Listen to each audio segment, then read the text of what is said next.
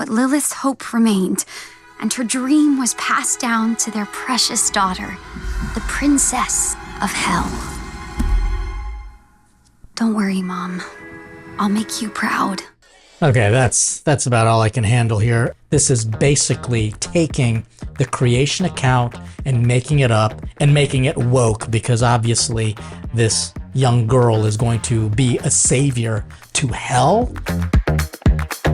Welcome to the Father Leo Show, where I'm dishing out faith, culture, and commentary. And in this episode, I want to offer some reactions to some videos regarding how Satan is entering into the minds of our children through cartoons. But first, I want to thank you for watching the video. Please subscribe if you haven't done so. Offer your commentary, as well as share this with family and friends. And please consider supporting our efforts by being a Patreon subscriber. That gives you access to a tremendous cache of other formational videos, some inspired talks, and great perks. So here are my thoughts on some of these crazy videos that I'm seeing about evil and making it so realistically normal. And it's just terrible for our culture and for our kids. But here's one called The Little Demon. Here's a trailer. Now, this is on FX, and this was about maybe a year ago, because I think they're now showing season 2. But this just gives me a chance to comment on the evil that is being normalized, in fact, being celebrated. Check this out. Who's that girl? Those shoes should come with a content warning. What a waste. New girl, say hi to the world.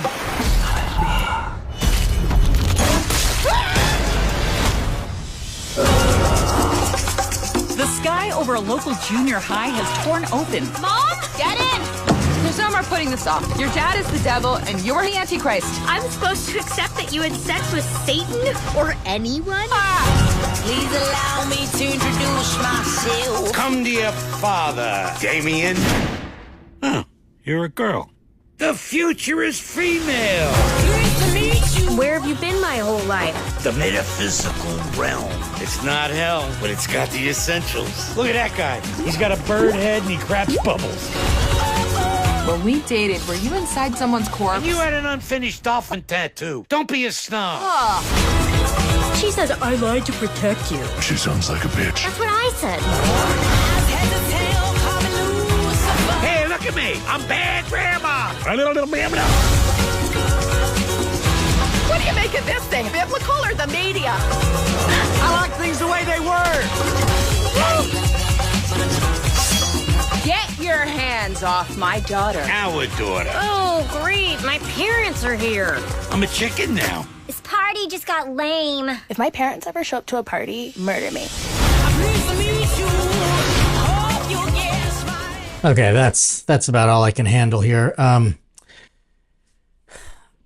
The party's getting lame. I think this whole thing is lame. It just shows how it might seem to be original, but it really isn't. It's really taking some of the biblical traditions and making a mockery of good versus evil. The real battle between good versus evil, and stupid things like this are making a mockery of it. And it's just really a shame, because again, it's a cartoon. And what are cartoons for? They're for kids. But this is really pointing to the immaturity level of this kind of whole approach to normalizing, making evil a little bit more attractive. I mean, you do know that there are Baphomet statues that are showing up everywhere, even in public forums, and they want to get rid of the anything sacred, like a Koresh scene, a nativity scene, and replace it with a satanic statue. What is our world coming to? We can't be getting lower in our culture, in our society. We're purely debased when we think that we're actually having fun when it comes to evil. And we honestly are surprised by the rate of possessions that are occurring because of things like this. But here's another one called Evil Cartoon.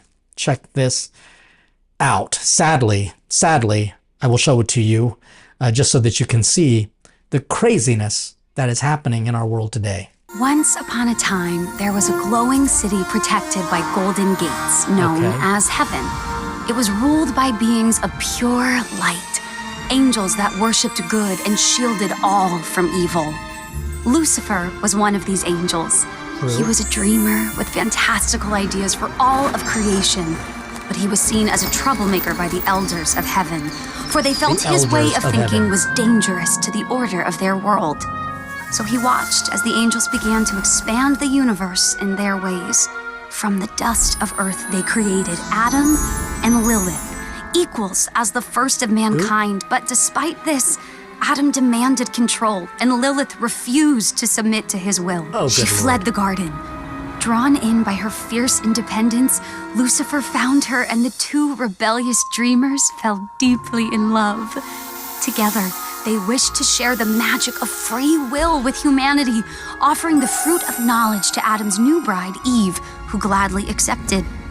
But this gift came with a curse, for with this single act of disobedience, evil finally found its way into earth. With it, a new realm of darkness and sin, and the order heaven had worked to maintain was shattered. As punishment for their reckless act, heaven cast Lucifer and his love into the dark pit he had created, never allowing him to see the good that came from humanity, only the cruel and the wicked. Ashamed, Lucifer lost his will to dream, but Lilith thrived, empowering demonkind with her voice and her songs, and as the numbers of hell grew, so did its power.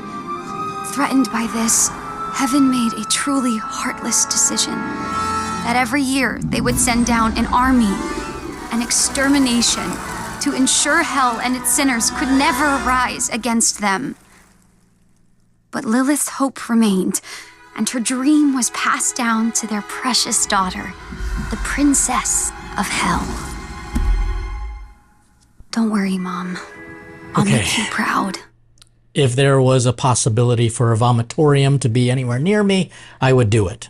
Because you can see this is a bastardization of the whole creation account.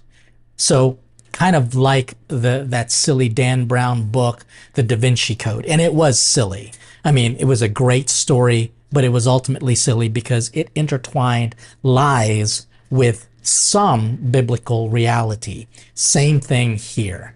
This is basically taking the creation account and making it up and making it woke, because obviously this young girl is going to be a savior to hell, and we're happy about this.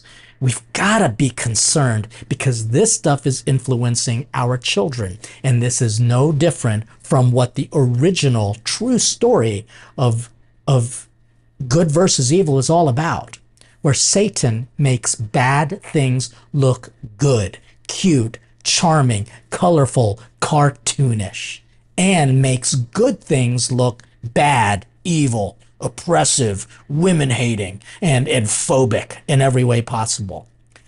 We can't be stupid people. We cannot be stupid. And we can be smart by being aware that this is out there, making sure your kids are not watching it, and if by chance their friends give them a glimpse of this, that you have the wherewithal to talk to them about it. You know, when I was a kid, my mom made sure that we knew what evil was about. I know this might sound a little child abuse-ish, but it wasn't. It was actually brilliant of her.